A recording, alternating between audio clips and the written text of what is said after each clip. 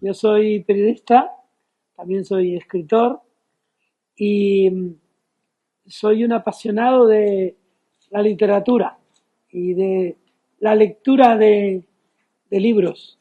Y me gusta mucho comentarlos. Eh, mis lecturas durante mucho tiempo han tenido que ver con el boom de la literatura hispanoamericana, para atrás y para adelante. Quiero decir que antes de García Márquez y después de García Márquez. Eh, Antes de García Márquez yo me fijé en escritores como el Miguel Ángel Asturias de eh, Weekend en Guatemala o el Alejo Carpentier del siglo de las luces. Y después de García Márquez me ha interesado muchísimo la literatura de los jóvenes argentinos, colombianos, mexicanos, etcétera. Creo que la raíz de la mejor literatura española de los años 80 y posteriores viene de la literatura hispanoamericana. Y esa pasión mía se acrecentó en los años 90 cuando me encargaron de dirigir la editorial Alfaguara. Ahí yo aprendí un elemento disonante en nuestra historia literaria que se había producido en torno a finales de los 80, cuando el vínculo literario español-americano se había interrumpido.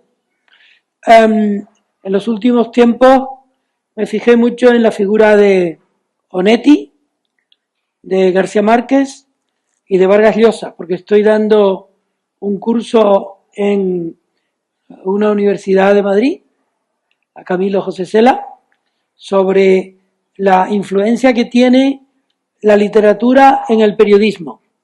Y casualmente esos escritores fueron o son periodistas. En el caso de García Márquez es evidente, sobre todo porque él lo dice, pero no siempre las cosas que dicen los escritores son verdad, pero en este caso creo que es verdad, que el periodismo informa de manera decisiva su manera de hacer literatura, el periodismo y el tono de su abuela. Decía que la naturalidad de su abuela fue la que le dio instrumentos para contar historias que parecían fantásticas, pero que él había visto en su propio pueblo, en Aracataca. Creo que el libro que más se acerca al propósito de la discusión que me trae junto a Sergio aquí a Getafe Negro es su trabajo periodístico más celebrado, que es el relato de un náufrago. La lectura del relato de un náufrago es, según muchos escritores que le han estudiado y seguido, como por ejemplo Juan José Millás, una especie de vademecum de lo que resultaría la mejor fórmula, no solo para hacer periodismo, sino para hacer un relato novelesco. Y ocurre tanto con ese libro como con Crónica de una muerte anunciada, algo muy paradójico, o que parecería paradójico, si no fuera ya una fórmula habitual en el mundo de la literatura y del cine, que es que aunque tú sepas que el hombre se salvó, en el caso de Crónica de una muerte anunciada, aunque sepas que la persona murió, aunque sepas que el hombre se salvó, lees esa novela o ese relato como si la incertidumbre estuviera ahí. Para mí, la relectura de ese libro, ahora que he tenido que hablar de él en la universidad, me produjo la misma sensación que algunas de las novelas negras que por otra parte entusiasmaban a Onetti. Y es curioso que estos escritores hispanoamericanos, Vargas Llosa, Onetti, García Márquez, tuvieran en lo que llamamos novela negra, la novela de intriga en la que, esto yo no sé, yo creo que me lo voy a quitar, me lo pongo así, ¿no? Es que esto sí que es una novela negra. A ver. No sé si está bien puesto. Es que se le está cayendo de la oreja. A ver. Si tú lo tocas mucho, no se debe mover, ¿eh? A ver. ¿Verdad que es complicado? Sí, yo creo que se va a Sergio es más eficaz al respecto. ¿Ya? Ah, está perfecto. Bueno, entonces yo creo que ese es un libro ejemplar desde ese punto de vista y desde el punto de vista de lo que Lorenzo Silva nos ha propuesto como materia de discusión o de conversación desde mi punto de vista, evidentemente. Pero hay algo más que quisiera decir, ¿no? Los materiales que utiliza Gabriel García Márquez como periodista puro, en un momento determinado de su vida, cuando ya es un hombre famoso, es decir, noticia de un secuestro, le lleva a utilizar aquello que ha aprendido como reportero, encargado por su periódico para contar la vida de un superviviente, a establecerlo como paradigma del reportaje más importante que se haya hecho sobre terrorismo en la prensa de habla española en todo el siglo XX. De modo que yo creo que, como él mismo dice en una entrevista célebre de la Paris Review, sus materiales siempre fueron periodísticos. Es decir, él siempre escribió de la realidad y cuando la realidad fue dramática, en lugar de acudir a la imaginación, como hizo con 100 años de soledad, recurrió a la realidad y la desnudó.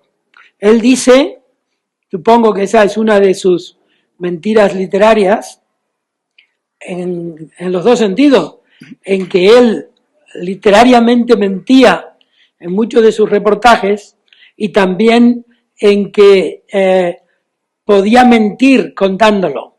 Él dice que consideraba que la realidad muchas veces no se puede contar tal como era porque no despertaba interés o entusiasmo en los lectores. Por ejemplo, él decía que si tú decías que había mariposas en Aracataca, la gente diría, bueno, vale. Pero si tú decías que eran mariposas amarillas, la gente decía, ¿y cómo todas las mariposas eran amarillas? Y si decías que eran cientos de miles de mariposas amarillas, aunque él hubiera visto 10, ya eso tenía un valor de atracción, como cuando en lugar de decir que había 3 elefantes, decías que había 333 elefantes. O en lugar de decir que había 30 manifestantes, decía que había 330.000 manifestantes. Él lo dice, lo escribe. De modo que el realismo mágico significaba, en cierto modo, que él con la realidad también hacía magia, excepto, me parece, en los reportajes, porque la historia del náufrago nunca tuvo un desmentido y noticia de un secuestro tampoco tuvo jamás un desmentido. Otras veces sí que exageró. Por ejemplo, y con esto acabo, una de las crónicas más periodísticamente interesantes desde el punto de vista del uso de la realidad que él publicó, apareció en El Espectador en marzo de 1956. Visitaba Ginebra, donde él estaba de enviado especial, Eisenhower. Eisenhower estaba con otros grandes líderes mundiales viendo cómo se creaba en la Sociedad de Naciones lo que ahora llamaríamos el Consejo de Seguridad. Y durante 3 horas, dice García Márquez, desapareció Eisenhower. Nadie lo encontraba por ningún lado. Y él, que era un ágil reportero, terminó sabiendo dónde estaba Eisenhower. Durante mucho rato, el lector no sabía dónde estaba Eisenhower. Y él utilizaba su técnica, esa técnica de decir que algo pasó para que ese hombre desapareciera, hasta que al final te revelaba qué había ocurrido. Lo que había ocurrido, y lo pueden ustedes ver, porque todas estas cosas están ya, como comentábamos antes, en las redes estas que nos envuelven, estaba en una juguetería. Durante 3 horas en una juguetería. Él fue a ver al juguetero famoso de Ginebra y le preguntó qué había hecho allí Eisenhower. Eisenhower había comprado un avión de juguete para su nieto y una muñeca para su nieta. Conociendo a García Márquez, es muy probable que no tuviera 3 horas, sino media hora, ¿no? Y es probable también que eso que él narraba como algo que nadie conocía fuera de dominio público. Lo que sí es cierto es que el único reportero que estaba en Ginebra, que fue a ver al juguetero, fue Gabriel García Márquez, porque eso sí tenía. Y con eso murió hasta que, por lo menos, hasta que tuvo uso de raciocinio, ¿no? Era un hombre extremadamente curioso, al que lo único que le interesaba de la gente que tenía alrededor era que le contara historias. Una vez le preguntaron que de dónde sacaba él los cuentos. Y él dijo que de las cosas que leía su mujer en las revistas de peluquería. Creo que también eso era mentira. Bueno, buenas tardes. Yo me llamo Sergio Álvarez, soy colombiano, o sea, soy hijo de García Márquez. Voy a hablar de él como un hijo, o sea, con todo lo bueno y lo malo que tiene un papá. Y he escrito un par de novelas. La primera la escribí como en un momento de desesperación y resultó ser una novela negra premiada. Entonces estoy invitado aquí por esa novela. Se llama La Lectora. Y después me dediqué un tiempo como a andar por ahí, escribí una segunda novela que se llama 35 muertos y que publica Alfaguara acá en España ya hace un tiempo. Hablar de García Márquez fuera de Colombia para nosotros es fascinante. Y es fascinante porque es como uno volver a tener el país completo a pesar de estar fuera. García Márquez es un escritor que junto con los escritores del boom no solamente tuvo el placer de escribir, sino que tuvo el placer de fundar una literatura. O sea, tuvo el placer de ser como del grupo de escritores que convirtió en América Latina en un espacio literario, que recogieron todo lo que venía detrás, todo lo que ya se había hecho, y que lograron darle como un total, ¿no? Lograron construir un imaginario, lograron construir un debate, lograron construir múltiples miradas de ver el continente, y ya nos dejaron a todos los que venían un camino muy hecho y como una tradición a partir de la cual nosotros podríamos trabajar. Esta suerte que tuvieron estos escritores, no solo García Márquez, sino Vargas Llosa, Cabrera Infante, Julio Cortázar, ese espacio que ellos tenían nuevo y amplio para construir casi que de la nada un mundo completo, lo que hizo fue que estos escritores fueran muy curiosos y al mismo tiempo estuvieran muy cercanos a la realidad. A mí cuando me preguntan sobre García Márquez de novelas policíacas, uno puede teorizar mucho y puede contar muchas cosas porque, como dice Juan, en las obras de García Márquez siempre hay grandes personajes, siempre hay investigaciones, siempre suceden crímenes. Entonces uno podría construir un gran imaginario a partir de las obras de García Márquez y de alguna forma relacionarlo con la novela policíaca. Pero donde yo siento que ellos fueron unos grandes como escritores de historias de novela negra fue en sus propias vidas. O sea, si uno lee la biografía de García Márquez lo que fue un inmenso conspirador. O sea, yo creo que escribía en los ratos libres en los que no conspiraba, ¿no? En los que no estaba tratando de hacerse amigo de un presidente, en los que no estaba conversando, almorzando con los guerrilleros de las FARC en Suiza o en Madrid o en Nueva York, en los que no estaba metido en la trastienda de las cosas de la CIA, de la DEA. Si uno rastrea un poco la historia de García Márquez, uno se da cuenta que mientras él tuvo fuerzas y fue lúcido, no hubo ninguna gran empresa política llena de violencia o llena de fragores en los que, digamos, él no quisiera intervenir o no interviniera. Por ejemplo, en el tema del secuestro, el secuestro siempre ha sido una cosa terrible en América Latina porque existe el secuestro criminal, el secuestro político y el secuestro de Estado. Entonces el secuestro de Estado, que por ejemplo lo ejerce con una gran capacidad Fidel Castro, que siempre ha medido metiendo a todos sus escritores y a todos sus detractores en la cárcel, esa mayoría de grandes secuestros lo resolvió García Márquez. Era un hombre que estaba pendiente de recibir razones, de recibir noticias de las familias y que poco a poco, con goteo, fue sacando a todos los opositores de Fidel Castro en las cárceles y los fue poniendo en Miami, bueno, en Europa, por esa capacidad que él tenía como de conspirar, como de manejar los tiempos, o sea, así como manejar los tiempos como narrador, era capaz de manejar muchas cosas. En Colombia también García Márquez es famoso porque por su acceso a los jefes de las guerrillas, muchos asentados, muchas personas fueron poco a poco consiguiendo que se liberaran sus familiares o sus conocidos gracias a la intervención de García Márquez.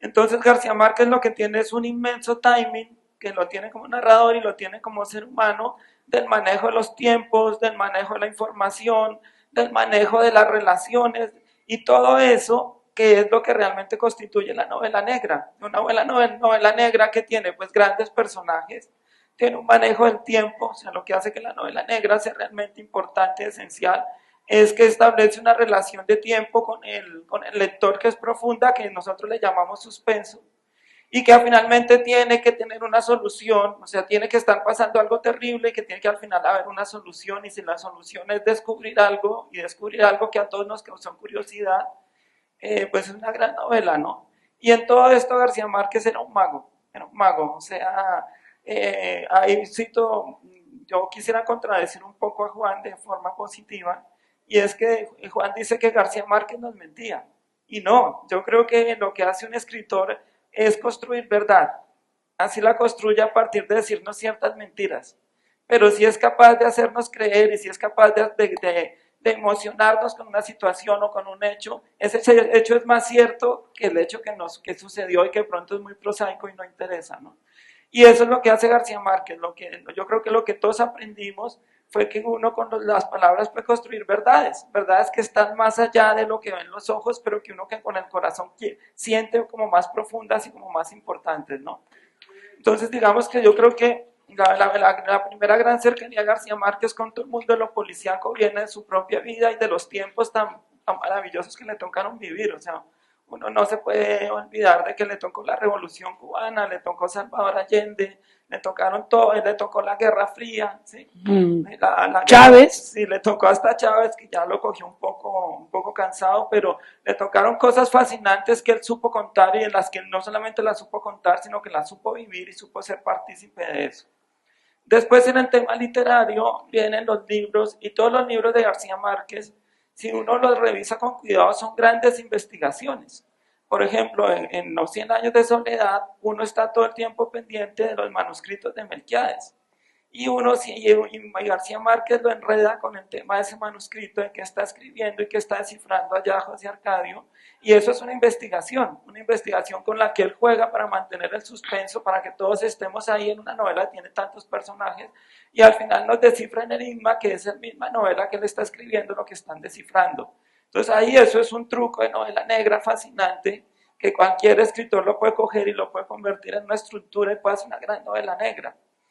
En la crónica Una muerte anunciada, aunque pasa lo que tú nos dices, que nos devela, pues que lo van a matar, él lo que nos cuenta es una inmensa investigación. La crónica Una muerte anunciada es fascinante no solamente en la historia que nos cuenta, porque nosotros nos enteramos de todas las cosas que ocurren en ese pueblo y cómo todas esas cosas conducen a un crimen, pero es fascinante si uno se pone a leer toda la trastienda, si uno lee todas las entrevistas que dio García Márquez, de cómo descubrió de la historia, de cómo investigó esa historia, de todas las personas a las que él recurrió, pues uno ve como un inmenso detective, ¿sí? Recorriendo todo el Caribe y buscando como todos los detalles que podían servir para contarnos una historia fascinante de la forma más eficiente de contar, que es la crónica periodística. Muy bien, me ha gustado mucho esa interpretación real, ¿no?, de García Márquez como gran conspirador, cosa que ocurre con otros escritores latinoamericanos, ¿no?, desde que fueron también fundamentalmente políticos, incluido Alejo Carpentier o el propio Cabrera Infante, hasta que llega a separarse de la revolución. Y pasa también con Vargas Llosa, que quiere ser presidente de una manera más opaca pero importantísima. Eso ocurre con Carlos Fuentes. Carlos Fuentes era, igual que García Márquez, un hombre al que le gustaba el poder, pero sobre todo el acceso al poder, la influencia en el poder. Ahí en el último libro que salió inmediatamente después de la muerte de Carlos Fuentes, que se llama Personas, en el que cuenta cómo van invitados a la entronización de François Mitterrand, es evidentemente un grupo de escritores, que eran Carlos Fuentes, Milán Kundera y Julio Cortázar y García Márquez. Era como en la época de los Medici, la búsqueda del mecenas. Iban a ver cómo el rey de Europa les iba les iba a proponer pleitesía. Y es verdad que era un gran conspirador. Por ejemplo, él, una de las últimas conversaciones que yo tuve con él, evocamos la figura de Chávez. Entonces ya él estaba descreído de Chávez. Y como aquella era una conversación privada, yo no puedo decir los adjetivos que dijo, pero sí puedo decir el tono con el que él descreyó de aquel hombre. Evidentemente él también cuidaba las cosas que decía en público. De hecho decía muy poco en público, o no decía casi nada, porque había llegado a tener él tanta importancia como un diplomático internacional, ¿no? Y hubo una visita de la que nosotros supimos en el periódico nuestro y de Galindo, que está allí, que fue con Carlos Fuentes y William Styron a la casa de Clinton, o a la casa de Styron a la que vino Clinton en este lugar de vacaciones que se llama Martha's Vineyard en Estados Unidos. Entonces, nosotros supimos que se había producido ese encuentro, seguramente porque nos lo dijo Carlos Fuentes. Yo le dije a Carlos Fuentes, yo me encargué de esa información, le dije, cuéntame cómo fue esa visita. Y él me dijo, mira, yo te la contaría si Gabo dijera que la contara, porque Gabo era como el jefe de filas. Y entonces Y le dije, bueno, pues voy a llamar a Gabo. Y yo estaba en Extremadura. ¿Sabes que hace años los teléfonos estos llamados móviles pesaban 10 kilos o casi? Y tenía que cargarlos constantemente. Y alguien me dejó uno de esos teléfonos. Porque yo tenía que llamar a García Márquez porque el reportaje lo tenía que hacer ese fin de semana. Entonces llamé a García Márquez y me salió al teléfono. Él siempre preguntaba, cuando tú le llamabas, ¿qué hubo? ¿Qué hubo? ¿O qué húbole? Entonces preguntaba por gente. Siempre preguntaba por gente. ¿Qué hace fulanito? Con lo cual retenía mucho del móvil. La pila se iba jodiendo poco a poco. Y entonces yo quería que él me hablara. Mira, es que te llamo. ¿Y dónde estás tú ahora? Y le dije, estoy en Extremadura. ¡Hombre! Extremadura. ¿Y dónde de Extremadura? Yo dije, pues en Cáceres, Almendralejo, yo qué sé. Dice, hombre, de ahí era Gabriel y Galán. Y yo dije, otra vez, yo lo que quiero es que me hable de Clinton. Y entonces dice, tú sabes que yo me sé de memoria el Cristo bendito. Y empezó a recitar el Cristo bendito, que es un poema largo. Y a la mitad del poema se jodió el móvil. Y entonces tuve que llamarle desde un hotel.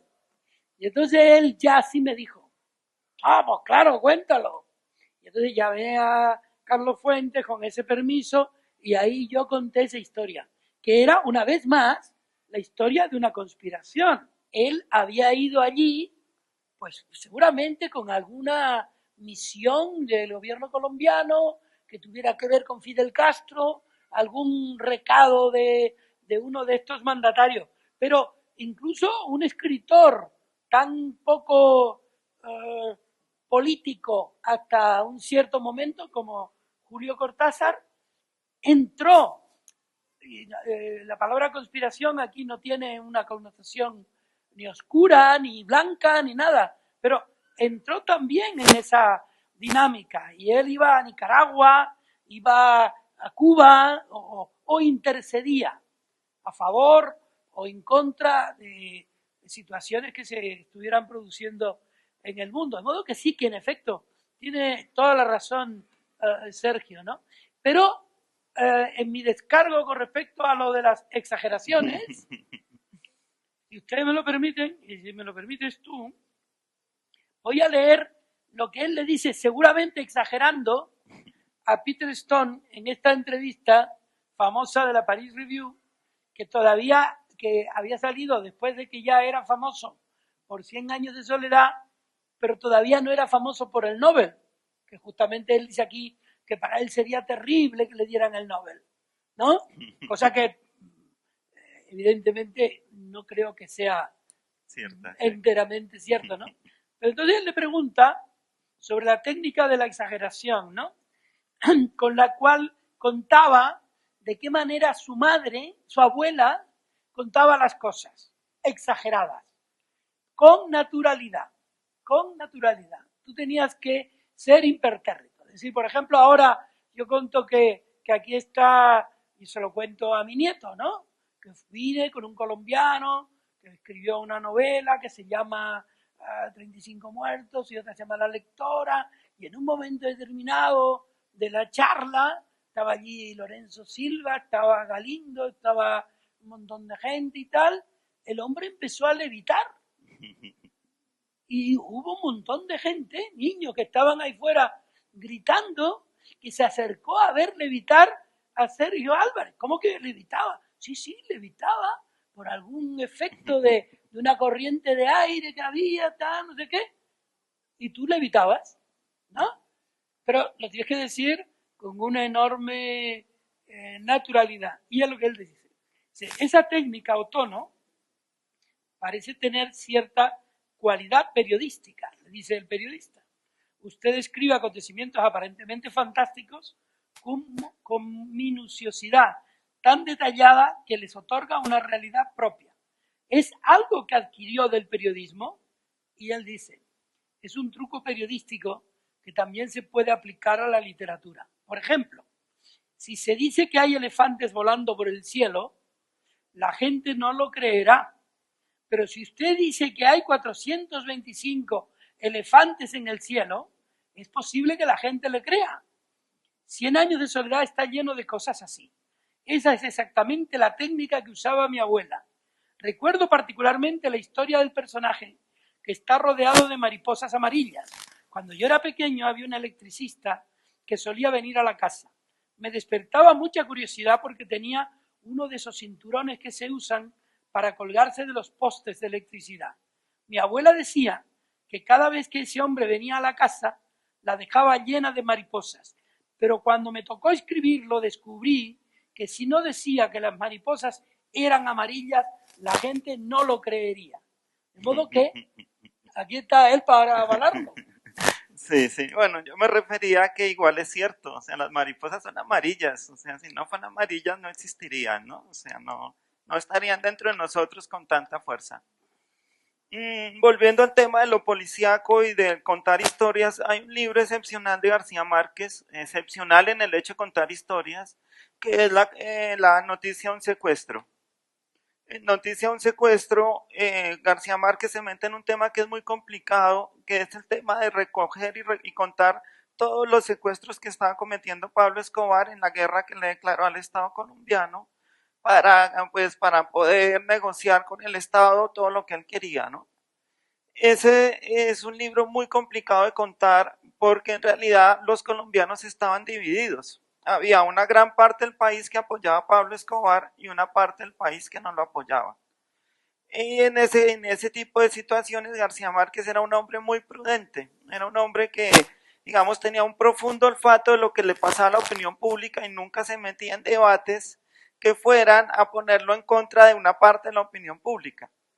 Entonces, aún así, como la situación era tan grave, como el asunto era tan complicado, Gabo decidió que iba a contar a partir de su punto de vista todo lo que estaban sufriendo estas familias de personas secuestradas para hacer un testimonio y como para humanizar esa guerra, que era también una apuesta súper arriesgada, porque ahí viene el asunto del thriller. En Colombia los ricos a los que estaba secuestrando Pablo Escobar eran los malos. O sea, nadie pensaba en Colombia que estos tipos no se merecían ser secuestrados. Es más, la mayoría de gente en Colombia pensaba que por fin, después de muchos siglos, había aparecido un colombiano del común que se había atrevido a enfrentarse a estas clases altas, ¿no? Y García Márquez hace una cosa fascinante, es que convierte eso en una investigación. O sea, no nos cuenta, para contarnos como todo el drama humano, lo que hace es una gran investigación y la pone bajo ropaje literario, ¿no? Y en ese momento consigue algo que era fascinante, y es que en un país feudal como el nuestro, los ricos y los pobres tienen una mirada tópica del otro. O sea, los que están en los salones, en los cócteles, tomando las grandes decisiones, las toman a partir de tópicos de lo que piensan que es un pobre, no saben que es un pobre. Y los que están abajo sufriendo las consecuencias de esas grandes decisiones, miran a los que están arriba como si esa gente no se enfermara, como si esa gente no se enamorara, como si esa gente fuera como una gente allá extraña, que lo que está dedicada es a vivir bien y hacerle daño a los que están abajo, ¿no? Y García Márquez, a partir de esta investigación, en la forma como estructura la noticia de un secuestro y en la forma como nos va contando cómo son esas familias y cómo son todas las situaciones y cómo funciona la policía y cómo funcionan las investigaciones y cómo se van resolviendo algunos secuestros y cómo muchos de los secuestros terminan en muertos, nos cuenta un inmenso thriller y a partir de ese inmenso thriller consigue que los colombianos nos entendamos un poco más, que era lo que finalmente consiguió siempre García Márquez. García Márquez lo que siempre consiguió con sus libros fue que todos nosotros nos entendiéramos un poco, porque nosotros nacimos y crecimos en una sociedad muy dividida, fuertemente dividida. A mí me pasó que yo la primera vez que hablé con una persona que tenía medios y que ya tenía dinero, yo tenía 17 años. Sí, o sea, hasta los 17 años yo jamás conocí a alguien que no estuviera todos los días intentando vivir, o sea, levantándose sin con qué comer, o sea, si tenía para el desayuno no tenía para el almuerzo. Y en un país así, claro, uno lo que genera es una mirada muy agresiva hacia el otro, hacia el que está allá y hacia el que uno desconoce, ¿no? Y por ejemplo, en la noticia de un secuestro, García Márquez nos cuenta un inmenso thriller y nos dice, miren, Aquí está esta gente que Pablo Escobar está matando y está secuestrando, y son como ustedes. Sí, son gente que al que le secuestran su mujer sufre, y sufre porque esa mujer pues le hacía unas empanadas, unas arepas, un chocolate todos los días para desayunar, y le está faltando esa mujer para que le acompañe, para que le hable, para que le haga ese chocolate, ¿no? Entonces, finalmente yo también aprendí una cosa profunda de García Márquez, y es que incluso en la historia criminal, en las cosas más oscuras, en las cosas donde uno está contando crímenes terribles, lo importante es el ser humano, lo importante es lo que uno pueda contar a partir de lo que esa persona sintió, de a quién quería, de a quién cuidaba, por qué robaba, todas esas cosas humanas. García Márquez como que nos enseñó a humanizar un poco la violencia y también a contarla a partir de ese punto de vista que es muchísimo más profundo y que es súper enriquecedor. Me ha conmovido mucho eso que dices, porque es inevitable que uno que ya tiene bastante edad, en mi caso, no en el caso tuyo, haya vivido situaciones en las que la tragedia humana cobra nombres propios, ¿no? Entonces, para nosotros Colombia, durante mucho tiempo, fue las noticias de Colombia. Y las noticias de Colombia no es lo mismo que la tragedia humana de Colombia. Entonces, ocurrió que yo estaba en un hotel que se llama Casa Miranda, en Bogotá, haciendo un reportaje sobre el momento que estaba viviendo Colombia. En aquel momento era el momento de los secuestros, de los asesinatos. Era un tiempo en el que el sonido de Bogotá era el sonido del drama previsible, ¿no? Del estallido previsible. Y recuerdo estar con R.H. Moreno Durán, con Darío Jaramillo, y apareció por allí una chica, poeta. Venía de correr, ella intervino en el reportaje que yo estaba haciendo, que finalmente se tituló 50 años y un poeta, porque decía Fernando Vallejo que lo de Colombia no lo podían arreglar, a lo mejor, 50 años y un poeta. Entonces, para mí todo aquello era, a pesar del drama que veía, para mí aquello era periodismo y en cierto modo literatura, porque todos ellos buscaban la metáfora de lo que estaba ocurriendo en Colombia realmente, en aquel periodo que coincide un poco después de la noticia de un secuestro de Gabriel García Márquez. Al cabo de un mes, ya yo estoy en Madrid, ya he publicado el reportaje.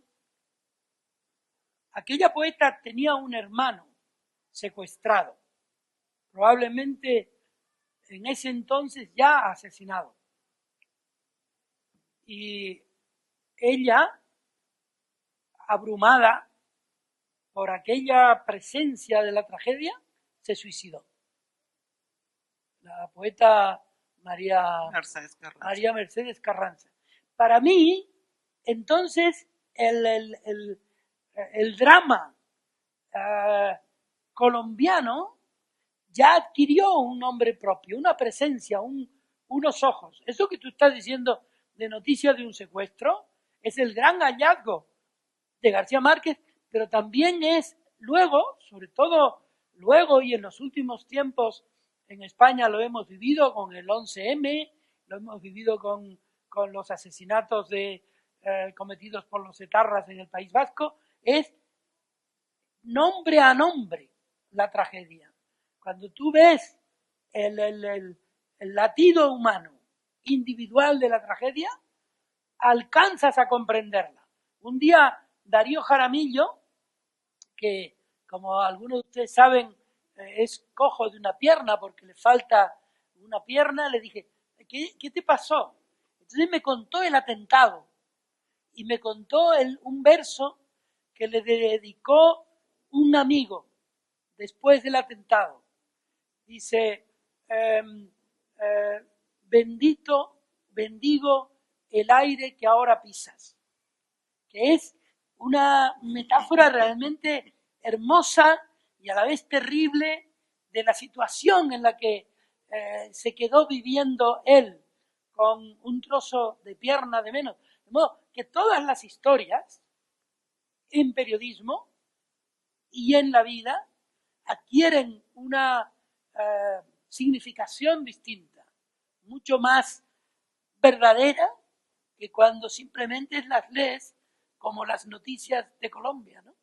Sí, hay algo que es fascinante en la personalidad de García Márquez, y es que García Márquez, por la forma como se crió, él se crió en un pueblito que está perdido, que sigue perdido en el Caribe colombiano. Es un hombre que entendió las historias pequeñas y que después, cuando le tocó vivir las grandes historias, entre comillas, supo entrelazar las dos. O sea, es un hombre que tenía la capacidad de entender lo grande y lo pequeño, y tenía la capacidad de enlazarlo de una forma poética.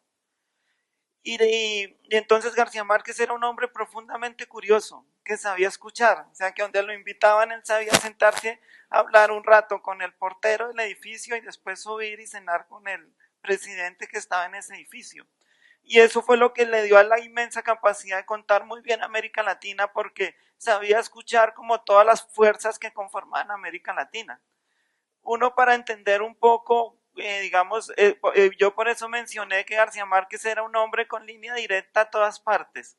O sea, cuando a veces a mí me ha tocado por alguna de esas cosas políticas que hacen, encontrarme con guerrilleros de las FARC que viven acá mucho tiempo en Europa, y todos conocen a García Márquez. O sea, todos se sientan a hablarle de García Márquez del día que lo vieron en no sé dónde, el día que lo... Toda la gente, o sea, toda la gente que tiene algo que contar, que puede tomar una decisión, que tiene algún tipo de poder, toda la gente conocía a García Márquez. Era como un hombre que sabía estar en todas partes y que sabía encontrar la información en todas partes. Y encontrar la información en Colombia es una cosa fascinante y es una cosa mágica. Yo les voy a contar una historia, ya que hablaste de un reportaje a mí que me pasó buscando una información. Yo estaba en Bogotá y me dijo un amigo, un periódico, me dijo: Sergio, localizaron en Medellín a la esposa de la Kika, que era uno de los jefes de sicarios de Pablo Escobar, que lo habían acabado de extraditar y se había ido a los Estados Unidos extraditado, y alguien de casualidad había localizado a la esposa de este sicario. Y me dijo el editor: ¿por qué no vas a Medellín y me haces una entrevista con esta chica? Entonces yo le dije: bueno, ¿y dónde está la chica? Me dijo: lo único que sabemos es que trabaja en un burdel en un pueblo que se llama Itagüí. Y a mí todo me pareció fascinante, como bueno, me voy para Medellín, están poniendo bomba en todas partes, pero es como sabroso ir a Medellín, meto esta guerra, y la mujer del jefe sicario de Pablo Escobar había quedado desamparada y trabajaba de prostituta en un burdel de Itagüí. Entonces yo cogí el carro, me fui con un fotógrafo y dije: vámonos, a ver a qué nos encontramos. Y llegamos a este burdel de Itagüí y efectivamente ahí está la mujer de la Kika, que era además súper chistoso porque era una guerra brutal, pero todo el mundo sabía en ese burdel que esa mujer era la mujer de la Kika. Entonces yo la mandé a llamar, le pedimos licor de tomar y nos empezamos a hablar un rato. Y ella me dijo: mira, yo te cuento lo que tú me quieres, todo lo que me quieres preguntar, pero me tienes que conseguir drogas porque no tengo drogas. Y entonces yo dije: no, pues fácil, dile a cualquier, como en los burdeles, en cualquier parte del mundo, solo darle dinero al mesero, y el mesero le dice al taxista, el taxista trae las drogas. Pues yo le dije: bueno, pues dile al mesero que te las compre y yo las pago. Y ella me dice: no, es que en Medellín no se consiguen drogas. Y yo: ¿cómo así que en Medellín no consiguen drogas? Me dice: no, porque Pablo las prohibió. Entonces me enteré de una cosa que era fascinante, y era que cuando Medellín se ponía muy peligrosa porque los muchachos empezaban a fumar mucha marihuana y mucho bazuco, a meter mucha coca y empezaban a atracar demasiado a la gente le iban de Pablo Escobar y le decía que Medellín está invivible, y Pablo Escobar prohibía durante 15 días, durante un mes, que se consumieran drogas en Medellín. O sea, el mayor capo del narcotráfico prohibía que en su ciudad se consumieran drogas. Entonces estábamos en una época de esas, y en ese burdel todo el mundo estaba desesperado porque no se conseguían drogas. ¿Sí? Entonces todos los adictos estaban ahí tratando de tomar, tratando de bailar, pero no encontraban, ¿no? Y entonces yo le dije a ella: bueno, ¿y en dónde se consigue? Entonces ella me dice: solo hay un sitio en un barrio de Medellín donde alguien se atreve a vender drogas, porque es que el que se atreve a vender drogas, Pablo lo manda a matar. Entonces solo había un sitio donde había alguien que aún así se atrevía, pero para ir a ese sitio había que como generar todo un trabajo de inteligencia para que no te descubrieran. Entonces nosotros llamamos a la mesa a 2 chicas más y a 2 meseros y montamos toda una estrategia para poder ir a ese sitio. Que era que 3 de las personas tenían que instalarse en unos puntos claves para vigilar que nadie viera cuando la chica entrara a la olla, ya se llama la olla el sitio donde iba a comprar las cosas, que nadie viera que ella entrara, que nadie viera que ella salía de ahí y que yo después pudiera pasar en el carro y recogerla sin que a ninguno de los 4 nos descubrieran. Entonces, claro, eso sonaba tan peligroso que yo le dije al fotógrafo, vamos a ver cómo es esta vuelta. Y el fotógrafo me dijo, no, yo no quiero ir por allá, nos matan a todos. Pero yo estaba tan entusiasmado con la historia de la Kika que yo dije, no, yo sí voy. Y nos fuimos y era una cosa fascinante, era como una película de Hollywood porque era poner campaneros, vigilantes en un montón de esquinas, dejar a esta mujer en una calle, recogerla en otra calle, y todo eso era simple y llanamente para que me contara un pequeño reportaje periodístico. Y entonces yo haciendo todo eso, cuando ya después volvimos al sitio con las drogas y todo el mundo pudo consumir, todo el mundo pudo estar feliz ahí, yo me ponía a pensar de que finalmente eso pasaba, o sea que uno por rastrear una historia terminaba encontrándose un montón de cosas completamente absurdas que si se pusiera a contarlas no se las creerían, pero funcionaba así, o sea, era impresionante. Después cuando yo volví a Bogotá nadie me creía que Pablo era el que manejaba, el que decidía quién fumaba marihuana y quién no fumaba marihuana en Medellín. Ahora, Sergio, esto que acabas de contar, aparte de sugerirme más cosas que ahora diré, me recuerda una primera escena de uno de los capítulos de Breaking Bad, que es quizá el ejemplo más apurado del terror que refleja esa serie de televisión tan negra, ¿no? Es un niño que está dando vueltas alrededor de un traficante que está enviado allí por el colega de Walter, da vueltas y vueltas, está como importunándolo, ¿no? Y el hombre, que es un tipo fortachón, está vigilando en realidad que enfrente hay un coche habitado por 2 secuaces con cara de malas pulgas. Y él considera que allí está la amenaza. Y de hecho, habla por teléfono con el secuaz de Walter y le explica lo que está pasando, que hay unos tipos allí, y mientras el niño sigue allí con la bicicleta, dándole el coñazo, ¿no? Hasta que finalmente el niño lo mata. Entonces, era realmente espeluznante porque daba, es decir, todo lo que ustedes se pueden imaginar. Bueno, veo que aquí este lo vio, o alguien lo vio de aquí, ¿no? Tú lo has visto también. Para mí era, es más, cuando vi eso, su estética era tan, digamos, natural, que yo creí que me había equivocado de serie. Yo estaba viendo aquello y decía, pero bueno, esto parece como una cosa idílica, normal, etcétera, ¿no? Y era terrible. Pero con respecto a esa ambición de pesquisa que tenía Gabriel García Márquez y que le llevó a hacer periódicos en los que, como Ben Bradley, trataba de que los jóvenes hicieran el trabajo que él ambicionó hacer y que hizo como periodista, sobre todo en El Espectador, es una tradición que él impuso a su manera en el periodismo hispanoamericano y que yo creo que ahora tiene sus frutos en revistas como El Gato Pardo, como Etiqueta Negra, como grandes reporteros, cronistas latinoamericanos, donde ahora se hace ese tipo de periodismo mejor que en ningún lugar del mundo, no solo en el mundo de habla española, sino en el mundo en general, proviene en cierta manera de esa capacidad que tuvo García Márquez de prolongar una tradición que por otra parte es de finales del siglo XIX también.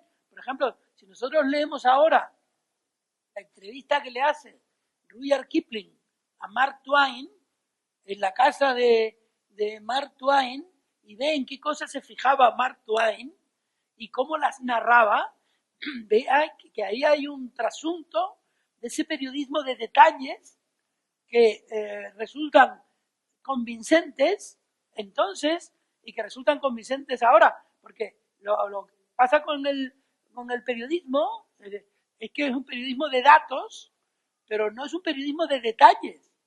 Y el periodista y el lector busca detalles. Y García Márquez humanizó las historias que contó porque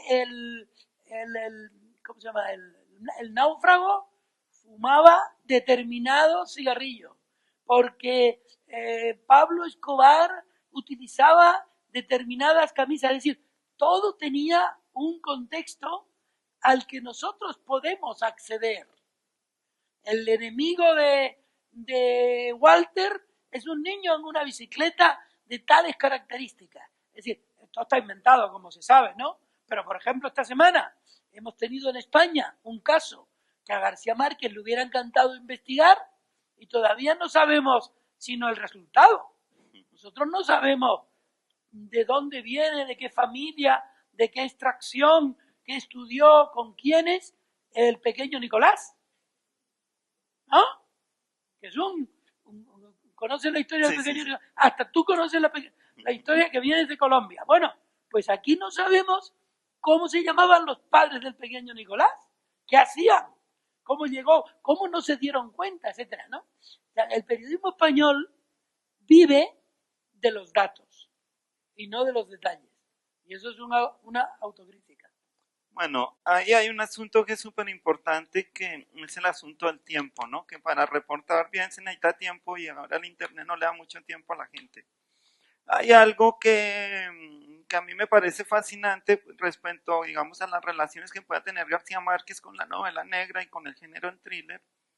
Y es que además de esas investigaciones minuciosas que García Márquez hacía para sus libros y que hacía para sus reportajes, García Márquez también nos legó algo que a mí, que es con una cosa con la que yo trabajo mucho, y es con una organización distinta a la información. O sea, todo lo que es la tradición de la novela anglosajona, policíaca y europea es muy racional. O sea, va detrás de lo que un investigador va pensando, va deduciendo, se le va ocurriendo, va investigando. Es como si fuera todo un juego mental a través del cual el escritor va guiando al lector, ¿no? En América Latina eso no se lo creería nadie. O sea, primero creerse que hay un investigador que es decente y que va en busca de la verdad, nadie se lo cree. O sea, todo el mundo sabe que va detrás de algo, ¿no? O sea, que si está investigando un cargamento de coca es porque quiere quedar con la coca, no porque quiere confiscarlo. Entonces, después que aparte de que el tipo sea honrado, sea tan inteligente, sí, que descubra que la colilla del cigarrillo no cayó en esa esquina porque se lo empujó hacia este lado, sino que porque lo empujó hacia el otro lado y que de ese empujón sacó una conclusión, eso tampoco se lo cree nadie. O sea, eso nadie se pone a creerle a uno que el tipo era tan sutil y tan inteligente y tenía su cabeza tan organizada para entender por dónde va a caer la colilla del cigarrillo según el empujón que le pegaron. Y así como todo ese sistema, digamos, racional de construir la historia, eso en América Latina es imposible, eso no, a nadie le interesa. Y García Márquez en la crónica Una muerte anunciada nos enseña una forma de hacerlo. Y nos enseña algo que es esencial, y es que el azar también construye grandes historias. ¿Sí? Es que las palabras, por ejemplo, en una novela norteamericana, si alguien les dice algo muy importante, todo el mundo le pone atención, porque es que todo el mundo piensa que a las cosas importantes hay que ponerles atención. Pero en la crónica de Una muerte anunciada, cuando alguien dice algo muy importante, nadie le pone atención, porque en América Latina a esas cosas no se les pone atención. Entonces él nos empieza a entregar un montón de claves de construcción de un sistema que es más azaroso, que es más caótico, donde los hechos sí se van investigando, donde sí hay un interés por conocer la verdad, pero donde todos de alguna manera dependemos del caos, dependemos de que ese caos que va apareciendo en la investigación y que va apareciendo en los testimonios y esas mentiras que a veces nos dicen los unos y los otros, finalmente de alguna manera mágica, que tiene un poco el punto de vista del escritor, se organiza y nos llevan a una conclusión, nos llevan a descubrir el crimen, ¿no? Entonces, si uno se da cuenta, y eso inclusive pasa en un reportaje como Noticia un secuestro, que es terrible porque todos los azares que pasan en ese libro son terribles. Por ejemplo, hay un momento en el que Pablo Escobar da la orden de liberar a una mujer, ¿sí? Pero la persona que tiene que llevar ese mensaje, el carro se le queda, creo que sin combustible, algo así, que eso solo pasa en América Latina, uno esté trabajando en un secuestro y en vez de echarle la gasolina al carro, se la gasta en otra cosa.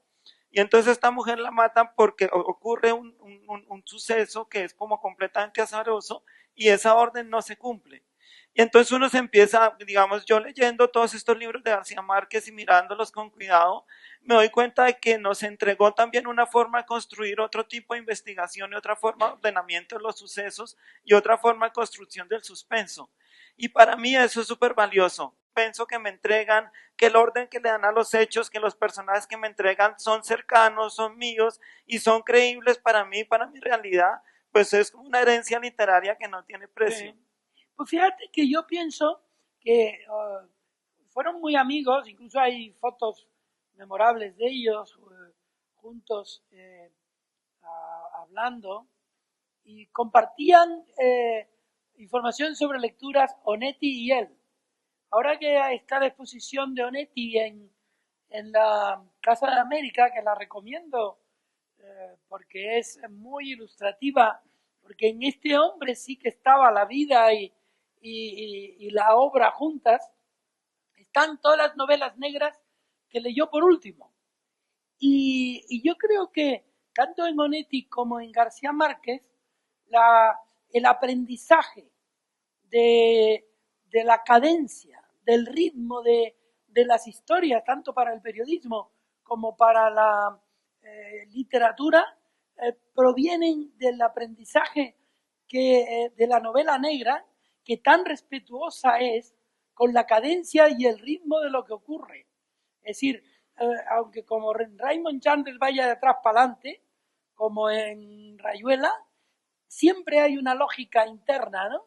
Una lógica interna que sobre todo respeta al lector, ¿no? Yo por mi parte creo que si no tienen, yo me estaría todo el rato escuchando a Sergio, pero en fin, supongo que el tiempo es aquí finito, ¿no? Algunas preguntas, ¿no?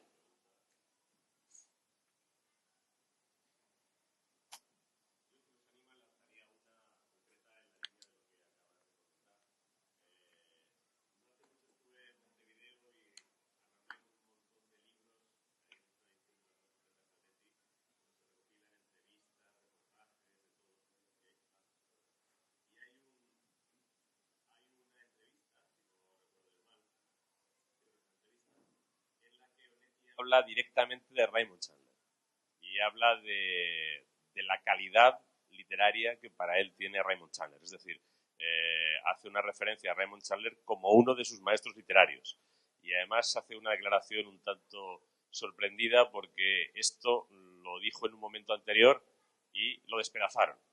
Y entonces dice, yo me pregunto si alguno de estos que me despedazaron por reivindicar a Raymond Chandler ha leído a Raymond Chandler y sabe realmente cuál es la textura de la prosa de Raymond Chandler y cuál es la categoría de su prosa, ¿no? Es decir, digamos que en el caso de Onetti tenemos declaraciones muy expresas de reconocimiento del magisterio de la novela negra en su propia, sí, aparte de su condición de lector, ¿no? Ya en los años finales, incluso de las novelas malas, como él dice en alguna ocasión, ¿no? En el punto contrario tendríamos dentro del boom latinoamericano a Ernesto Sábato, que todo lo que escribe de la novela policial, como él la llama, es desdeñoso, es sistemáticamente desdeñoso, ¿no? Es una subliteratura, es una literatura de entretenimiento, de pasatiempo, de pose, ¿no? ¿Conocéis, tenéis noticia de alguna declaración expresa de García Márquez sobre algún autor del género, sobre el género en su formación, perdón, como lector o como escritor? ¿Tenéis noticia de alguna declaración en este sentido, parecida o análoga a la que hace Onetti en alguna ocasión? Mira, no, de García Márquez hay muchas referencias, pero hay algo más que una referencia y que es hermosa y que es algo de lo que yo quería hablar un rato, y es un libro que publiqué Tusquets que se llama Un mismo cuento distinto. Este libro de Tusquets tiene dos textos. Tiene un cuento de Simenón que García Márquez estuvo buscando 30 años, buscando otra vez para releerlo 30 años.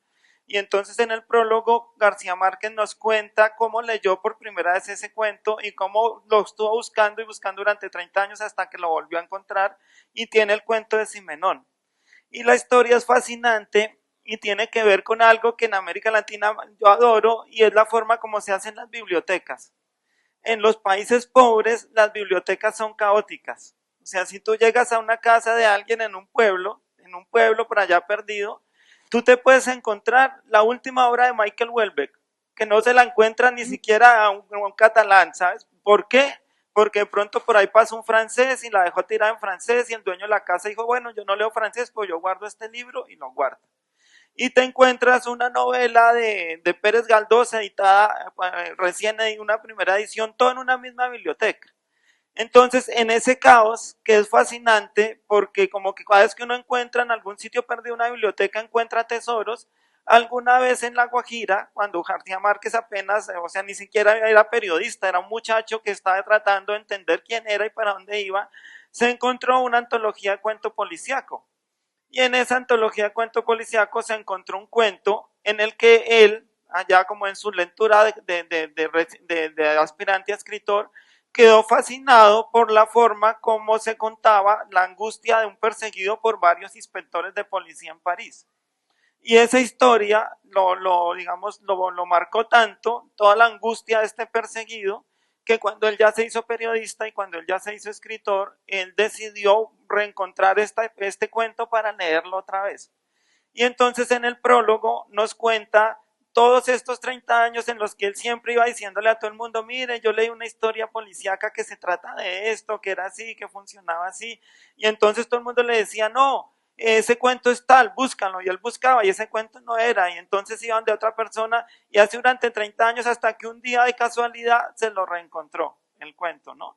Y entonces esa historia, como García Márquez durante 30 años busca una historia policíaca, está publicada en este libro y está publicado el cuento, y creo que es la referencia perfecta de algo que dice Juan, y es que finalmente en la estructura narrativa de muchos de los escritores del boom, las estructuras de las novelas policíacas, de los cuentos policíacos, de las historias de aventuras e inclusive la estructura del melodrama son lo que conforman esa escritura que después se viste de un ropaje literario, pero que tiene esa estructura básica que es la que le permite al lector acceder con facilidad.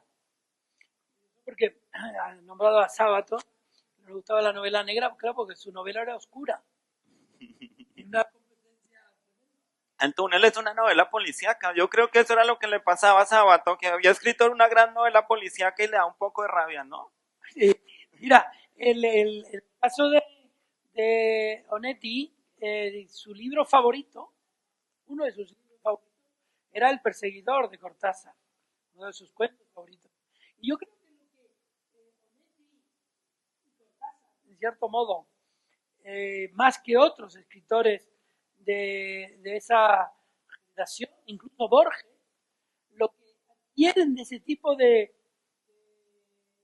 lenguaje literario es la atmósfera, esa que está en el Aleph, es decir, esa especie de niebla que no deja ver nítidamente las historias, aunque las historias están así como si hubiera un eco de un resplandor, que decía Cervantes, ¿no?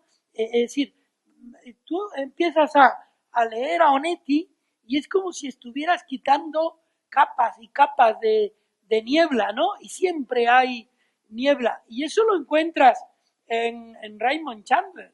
O por otra parte, si Onetti hubiera sido un buen corresponsal, si Onetti hubiera sido un hombre que escribiera diarios, hubieran sido muy similares en lo ácido a los diarios y a las cartas que escribió Raymond Chandler. Eran almas bastante parecidas, alcohólicos que no perdían la lucidez, gente que hacían de la lectura una materia de burla de la literatura propia y de la de otros. Es decir, yo creo que había muchas similitudes. Y yo creo que García Márquez, que no se distinguía por hablar mucho de lo que leía, de hecho, en ese famoso encuentro con Bill Clinton, hablaba, pues como todos los escritores de la generación de los 80 en España, en lugar de hablar de la literatura de otro, cercano, decían que estaban leyendo a Flaubert, todos estaban leyendo a Flaubert y a Balzac y tal, y decía, no lees a tus coetáneos, no, por si acaso les hago propaganda. Pero en esta entrevista, que es como un vademecum que a mí me gusta mucho, él dice algo, reconoce algo que le pasaba también a Carlos Fuentes. Carlos Fuentes, todos los veranos, alguien le preguntaba, ¿qué está leyendo usted ahora? Y él siempre decía tópicos de este tipo. Yo todos los veranos leo a Balzac. Pero otro periodista le podía preguntar, ¿qué está leyendo usted ahora? Y dice, yo todos los veranos leo a Flaubert.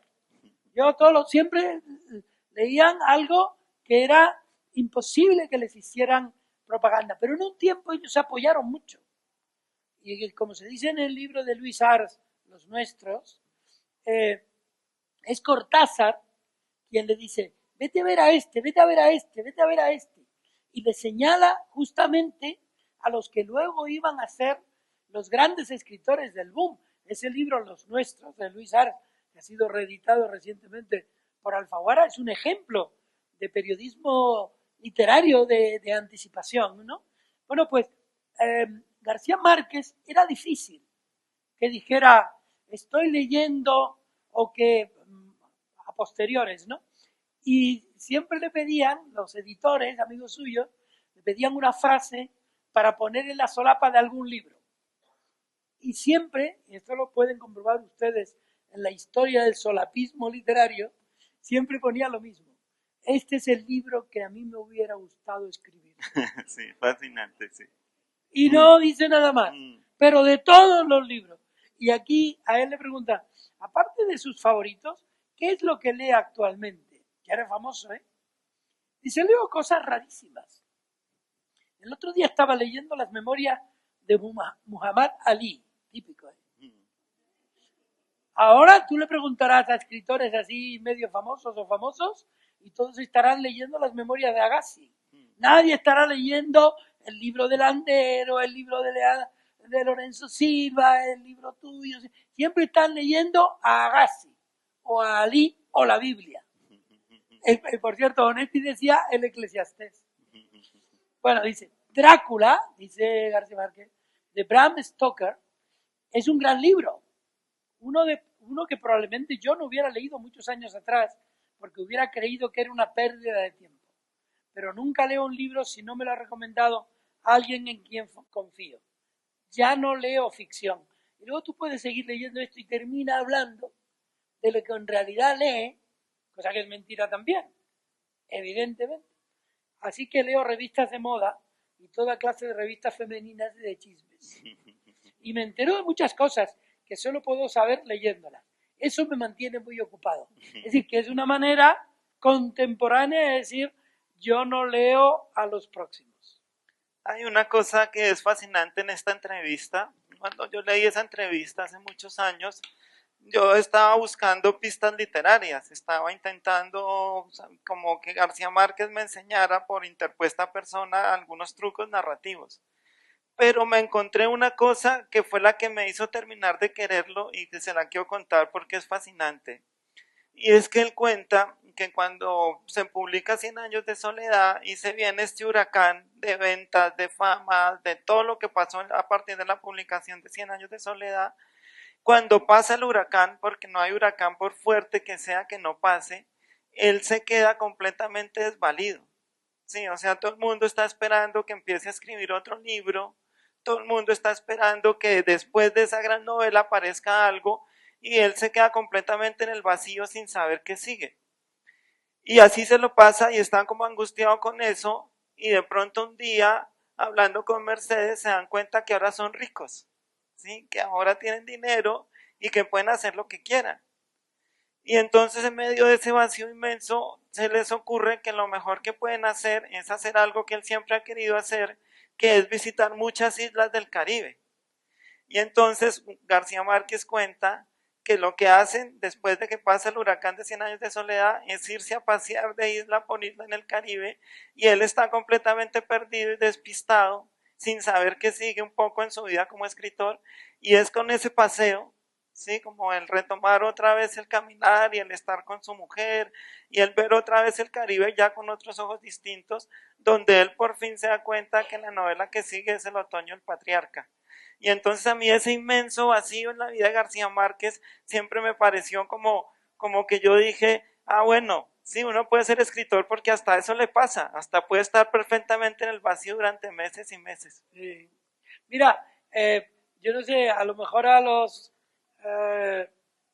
personas que nos están oyendo le gustaría saber la respuesta a esta pregunta, que es una pregunta que uno siempre como periodista le hace a los escritores, sobre todo a los famosos. ¿Se tiene actualmente en marcha algún proyecto que quiera comentar? Tú sabes lo que dice, ¿no? No recuerdo la. Estoy absolutamente convencido de que escribiré todavía el mejor libro de mi vida, pero no sé cuál será ni cuándo lo escribiré. Cuando siento algo así, y hace un tiempo que lo siento, me quedo muy quieto para poder atraparlo si llega a pasar junto a mí. Yo no sé qué sensación tienes tú, pero yo creo que ese libro ya lo había escrito, que era El coronel no tiene quien le escriba. No, digamos, hay como muchos mitos alrededor de cuál es la mejor novela de García Márquez, pero claro, todos esos mitos parten de puntos de vista. Por ejemplo, cuando alguien dice que El coronel no tiene quien le escriba la gran novela de García Márquez, pues a mí eso me parece como un punto de vista excesivamente europeo, ¿no? Que pensar que un libro breve, que un libro como donde no falta ni sobra nada y donde la construcción de la violencia de alguna forma subyace y no está encima, es una gran novela, me parece un punto de vista muy occidental. Yo creo que si uno le pregunta a un caribeño común y corriente, pues el libro de García Márquez que más le gusta será La Cándida Heréndira, porque es una historia de brujas y prostitutas y del desierto y de soldados, ¿no? Entonces, digamos, a mí como escritor siempre me ha parecido que es muy atrevido lanzar esos juicios. Esos juicios son chéveres porque dan titulares y les sirven a los periodistas, pero yo creo que García Márquez es un escritor que experimentó tanto y supo contar bien, contar tan bien su universo, que creo que el mejor libro de García Márquez lo tiene que escoger siempre cada lector. Es como que hay que darle al lector la posibilidad de entrar en esa obra inmensa y decirle, escoge tú. O sea, te damos todo ¿Cuál esto. escoges tú? A mí me gusta, el que más me gusta es El otoño del patriarca. Y bueno, no sé, otro libro que a mí me gusta mucho es El amor en los tiempos del cólera. Sí, a mí me gusta mucho El amor en los tiempos del cólera porque es un melodrama y yo crecí viendo telenovelas. Pero a mí me gusta El otoño del patriarca porque pues finalmente uno termina queriendo a un dictador que está completamente desvalido y que tiene que llorar hasta para que le hagan el amor, ¿no? Entonces como que esa posición de poder y de fragilidad que hay en ese libro a mí me parece fascinante.